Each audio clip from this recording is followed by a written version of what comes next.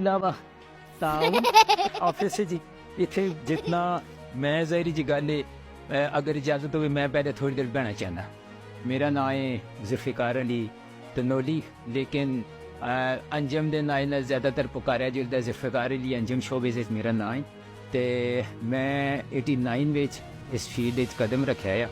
89 which field कदम रखना भी आसानी नहीं है क्योंकि स्कूल लेवल में जी मैं कम अज़ कम इस टाइप दी काफ़ी सारी चीज़ा परफॉर्म करता रहना होना है। तो इस करके मेरे से एक्टिंग कोई नवी नहीं लेकिन शोबे से जाना मेरे से नवा है।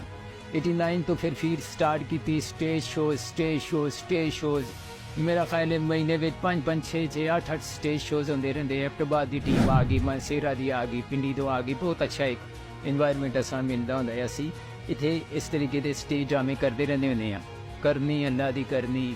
मैं भी इस तरीके के स्टेज ड्रामे काम करता रहा। आर्ट कौंसल बढ़ाई, आर्ट कौंसल जनरल सैकटरी के तौर पर